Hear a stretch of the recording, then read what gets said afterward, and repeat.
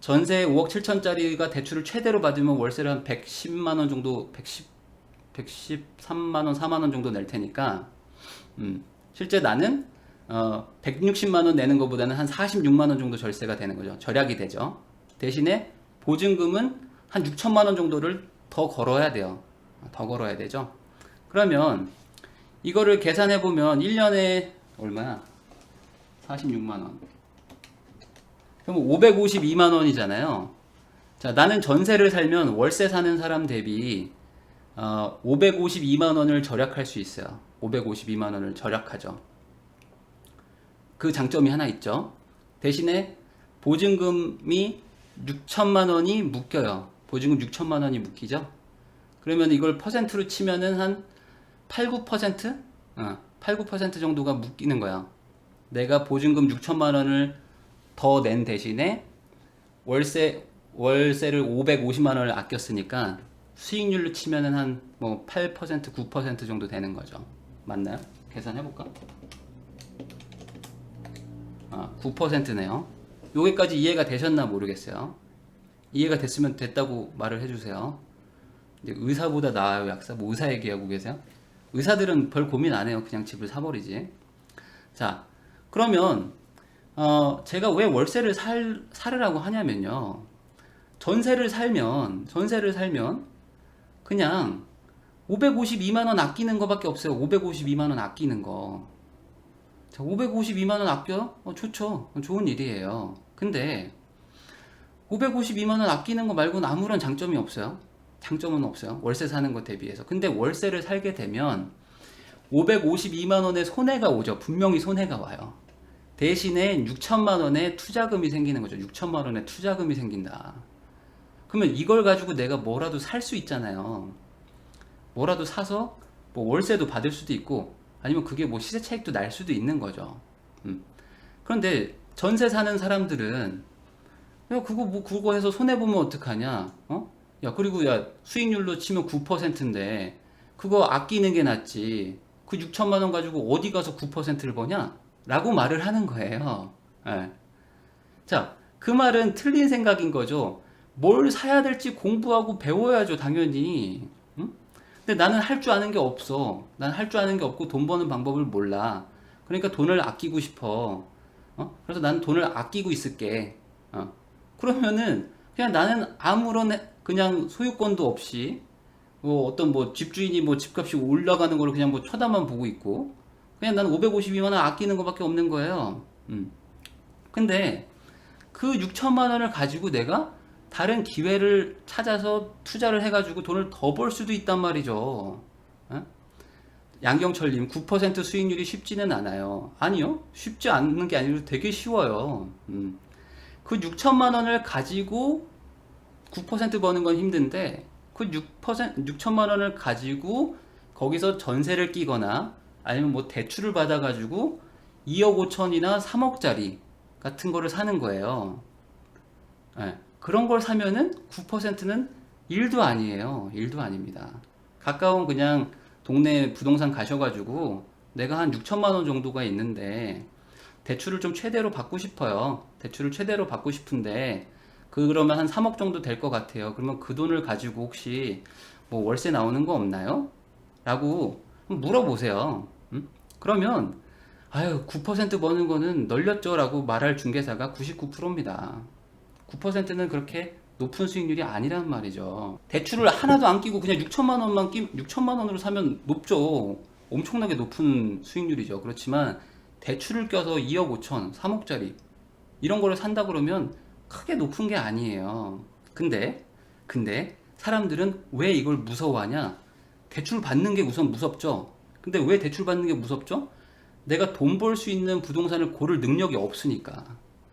돈을 벌 수 있는 그 능력이 없으니까 이게 두렵고 무섭고 해서 전세를 사는 거예요. 그러니까 핵심은 공부를 해서 투자를 하려고 내가 노력을 해야 되는 게 문제죠. 노력을 해야 돼요. 노력을. 근데 그 노력은 안 하고 아무것도 안 하고 그런 게 어딨냐? 그런 거 없다. 나는 못 봤다. 그러니까 난 전세 살 거야. 라고 하면 호구가 된다. 호구가 됩니다.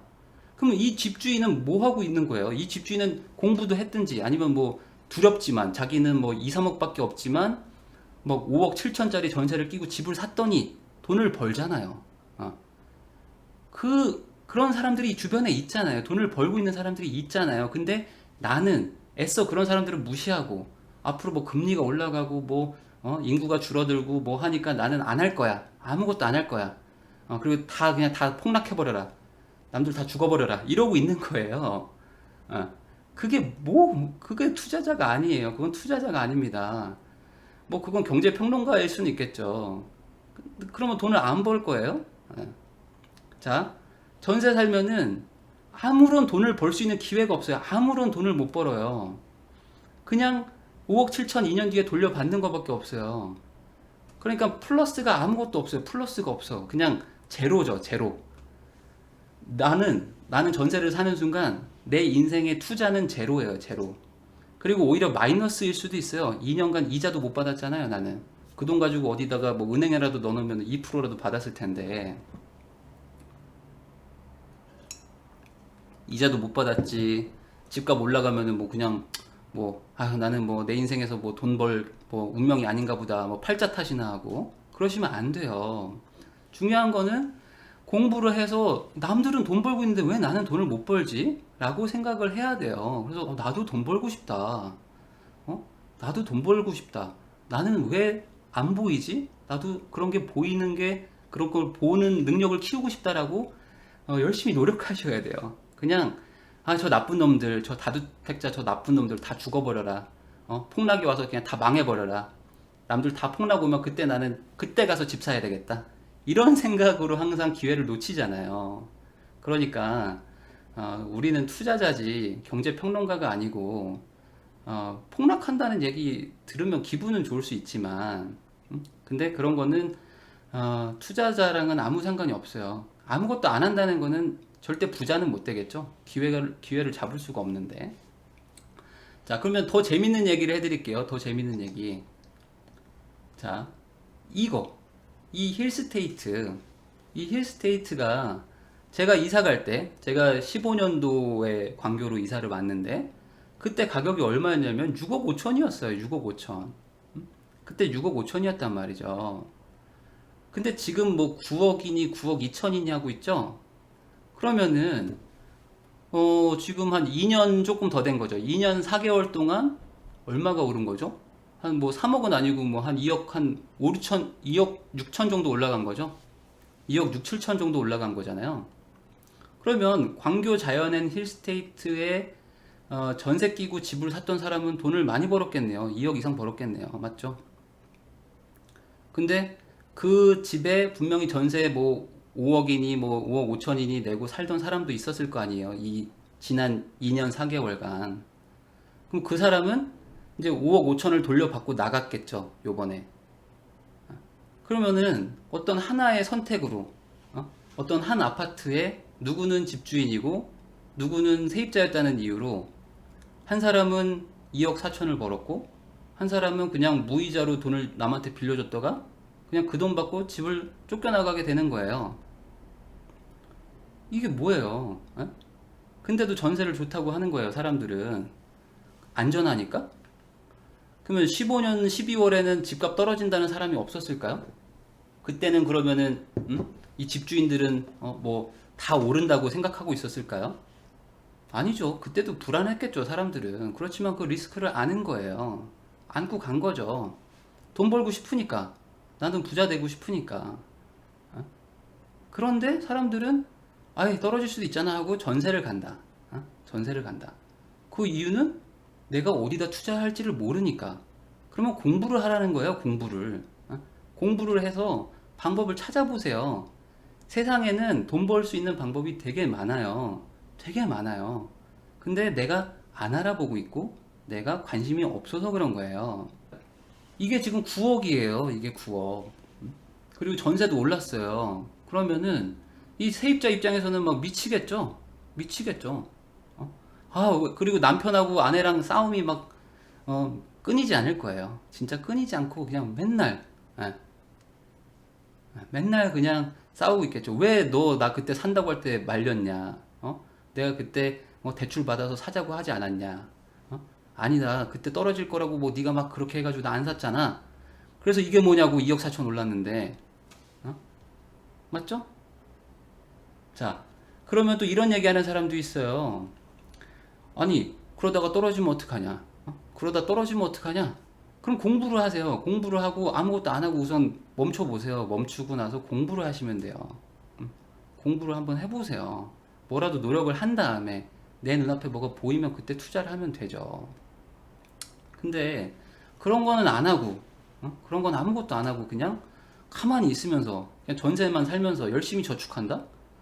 저축으로 부자 되는 사람은 단 한 명도 없습니다. 이 세상에 저축으로 부자 되는 사람은 없어요. 그러니까 저는 열심히 모아가지고 집 살 거예요. 대출은 싫어요. 그냥 열심히 전세 살면서 돈을 모아볼게요. 하는 동안에 2억 4천이 올라갔어요. 2억 4천이. 그거를 무슨 수로 맞벌이 하면서 모읍니까? 2억 4천을 2년 만에. 김크리스탈 님이 말씀하신 건 이해가 가지만 앞으로 금리 인상과 이미 많이 오른 부동산 때문에 마음 먹기가 힘들죠. 대출도 규제가 심해져서. 맞아요. 당연히 그렇죠. 그러니까 옛날보다 당연히 어려워진 거예요. 어려워졌어요. 상황이 안 좋아진 거죠. 그러면 전국에 있는 모든 아파트, 빌라, 상가가 다 같이 떨어질까요? 다 같이. 정말? 뭐 말하는 그런 폭락론자들이 말하는 것처럼 이제 우리나라는 끝났을까요? 이제? 망했나요?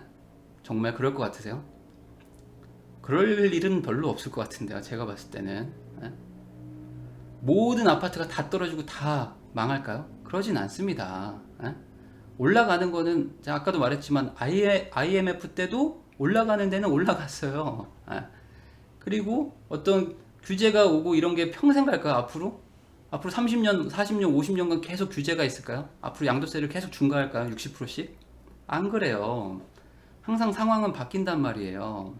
그러니까 이럴 때도 벌고 저럴 때도 벌어야 되는 거예요. 그게 중요하다. 그래서 제 강의의 핵심은 그거였어요. 뭐냐면 전세를 살지 마라는 앞에 얘기고 핵심은 소유권을 얻어야 된다. 소유권을. 소유권이 있어야 뭐 시세 차익도 보고 월세도 받고 뭘 하죠. 남의 집에 살고 내가 가진 건 하나도 없이 다 남의 것만 있는데 내가 어떻게 돈을 벌어요. 그러니까 핵심은 소유권을 가져야 되는 거예요. 소유권을 가져야 된다. 당연히 소유권을 가지려면은 좋은 집을 고르는 능력이 있어야죠. 좋은 집을 고르는 능력이 있어야 돼요. 그 능력은 저는 없는데요. 근데 다른 사람들은 가지고 있는 사람들이 있지 않나요? 그럼 그 사람들처럼 나도 공부하고 배우면 되는 거잖아요. 근데 왜 나는 아무것도 안 하고 집에서 드라마 보고 축구 보고 맨날 맥주 먹고 친구들 만나고 놀러 다니면서 왜 나는 돈 벌 기회가 없냐고 맨날 그렇게 말하냐고요. 그러면 안 된다는 거죠. 그게 가장 중요한 거예요.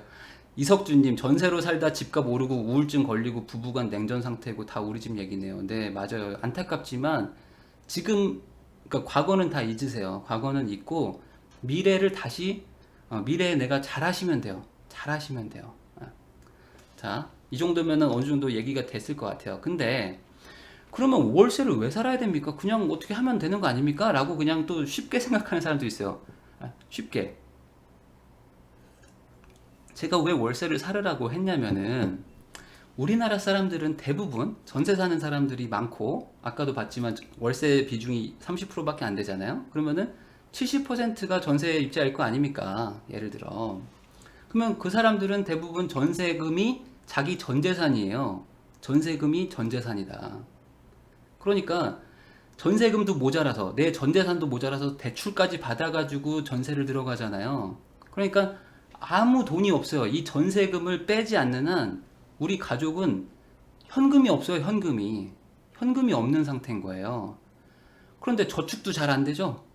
애기 키우면서 저축도 하기도 쉽지도 않죠. 그러니까 제가 악착같이 거지처럼 살으라고 하는 것도 투자금을 모으려고 하는 거예요. 근데 월급으로 모으는 것도 물론 중요하지만 그것도 한계가 있어요. 한계가. 기본적으로 대부분의 우리나라의 무주택자들은 다 전세금에 자기의 재산의 99%를 때려놓고 있어요. 99%. 그런데 그게 다 남 돈 버는데 다 가고 있단 말이죠. 그러니까 내가 투자금을 어떻게 돈이라도 좀 몇천만 원이라도 만져보려면 전셋집을 빼지 않는 한 답이 없어요. 답이 없다. 그래서 제가 월세를 가라고 하는 거예요. 월세를 가라. 우선 월세를 가세요. 월세를 가면 현금이 생겨요. 현금이. 물론 아까 말했듯이 뭐 월세 그 전세자금 대출 받는 거 대비 한 40만 원, 50만 원씩 손해를 보죠. 그렇지만 현금이 6천만 원, 7천만 원 막 들고 있잖아요. 이걸로 내가 열심히 공부해서 투자를 해보시라고요. 꼭 부동산이 아니에요. 꼭 부동산만 하라는 게 아니에요. 나는 주식을 잘하는 사람이다. 그러면 주식을 한번 해보세요. 공부도 해보시고. 뭐 비트코인을 내가 잘할 것 같아요. 그럼 그것도 한번 공부해보세요. 땅을 사고 싶다 그러면 땅도 한번 사보시고요. 사업도 하고 싶다 그러면 사업도 해보세요. 그 준비를 해보세요. 저는 이런 사업을 하려고 책을 정말 많이 읽었거든요. 책도 많이 읽고 막 사람들 쫓아다니면서 술도 먹고 하면서 막 물어봤어요. 세무사랑도 막 술도 먹고. 그런 노력을 해야지 이게 돈을 버는 거지. 어떻게 그냥 돈을 벌어요? 그런 건 없단 말이죠. 근데 핵심은 대부분의 무주택자들은 전세금이 거의 전 재산이기 때문에 전셋집을 빼지 않는 한 돈을 만질 수가 없어요. 그래서 월세를 가라는 거예요. 근데 사람들은 월세를 너무 싫어해요. 월세 가면 거지라고 하니까 사람들이 인식이 다들 거지라고 본단 말이죠. 야, 너 월세 살아? 아, 너 별거 아니었네? 너 전세도 아니야? 별거 아니었네? 이렇게 무시해버린단 말이죠. 근데 자기도 전세자금 대출 받아가지고 월세 살고 있는 건 똑같은데, 전세 5억 7천 살면 뭐예요? 대출이 4억인데. 그건 월세랑 똑같은 거잖아요. 근데 전세자금 대출 받은 사람들은 다 전세 산다고 그래요. 월세 산다고 안 하고. 웃기는 거죠. 전세자금 대출 받는 순간 월세랑 똑같은 거예요. 집주인한테 월세를 안 주는 대신에 은행에다가 이자 내고 있잖아요. 그러면 똑같은 월세랑 똑같은 거죠. 근데 전세 살면은 왠지 그래도 내가 사람 구실하는 것 같고 월세 산다 그러면은 저 허세 아니면 돈도 없는 거지들 이런다고요. 그게 문제인 거예요. 그게 문제예요. 월세 사는 게 뭐가 어때요? 어차피 남의 집인데 내 집이나 내 집이 아닌데 어차피 남의 집이죠. 예, 그러니까 월세든 전세든 신경 쓰지 마세요. 그냥 남들이 하는 소리는 그냥 그런가 보다 하세요. 그리고 나는 투자금을 만들어내야 되고 공부를 열심히 해야 돼요. 공부를 열심히 해서 기회를 잡아야죠. 기회를 잡아야 돼요. 비트코인? 뭐 수백 배 벌었다고 하잖아요. 근데 저는 예전에 그걸 관심이 없었어요. 근데 만약에 제가 그걸 관심을 가졌어요? 그래가지고 정말 열심히 공부해서 될 거라고 생각하고 만약에 거기에 투자를 했다면 정말 돈도 많이 벌었겠죠. 저번에 저한테 특강 오신 분도 500만 원 투자해가지고 1억 벌었다는 분도 계시던데 뭐 제가 그걸 권장한다는 게 아닙니다.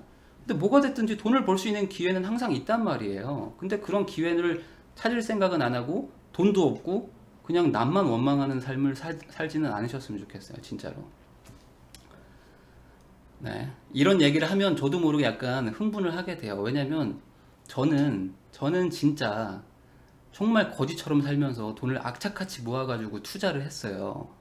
그리고 나서 뭐 전세 끼고 아파트도 사고 상가도 사서 월세도 받고 이러고 있는데 저는 정말 고생하고 살았거든요.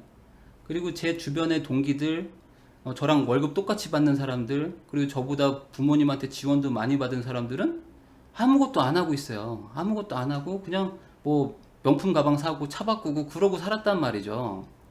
그래 놓고서 이제 와서는 나한테 오히려 너는 뭐 운이 좋았다. 뭐 이런 식으로 얘기를 하는 거예요.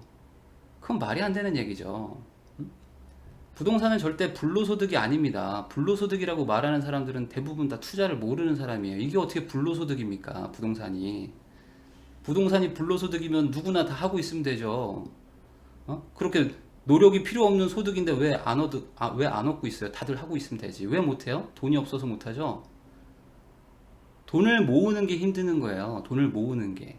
돈을 모으는 게 엄청난 노력이 든단 말이죠. 그래서 그런 거를 돈도 못 모아본 사람들이 돈 모으는 사람들 보고 뭐 월세 산다고 거지라고 그러고 뭐 투자해가지고 뭐 옷도 못 사는 사람들한테 넌 왜 그러고 사니? 너 왜 그렇게 궁상맞게 살아? 이런 얘기를 한단 말이죠. 저는 그런 얘기가 막 짜증이 나는 거예요. 짜증이 나는 거예요. 예. 그러시면 안 돼요. 부동산이 어떻게 불로소득입니까? 그 엄청나게 큰 리스크를 안고 그 불구덩이에 뛰어 들어가지고 살아나온 사람이죠. 부자가 되고 싶다는 마음에 악착같이 모으고 아끼고 한 거예요. 실제로 금수저가 많을 것 같으세요? 절대 없어요. 금수저 별로 없어요.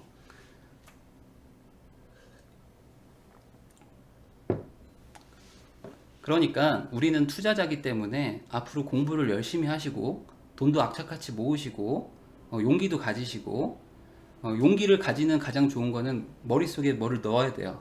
머릿속에 인풋이 들어가야 자신감이 생겨요. 그러니까 열심히 좀 공부를 좀 하시고 그런 게 필요하다. 자, 그러면 이제 가볍게 제가 이제 너무 좀 약간 흥분도 하고 그랬으니까 제가 아까 그 글 우리 제가 올린 그 전세 절대로 살지 말라, 절대로 전세 살지 말라에 댓글 달린 게 좀 있어요. 그런 거를 좀 보면서 반대하는 논리들이 있어가지고 그거를 좀 제가 좀 언급을 해보고 싶어가지고 정리를 좀 했었거든요.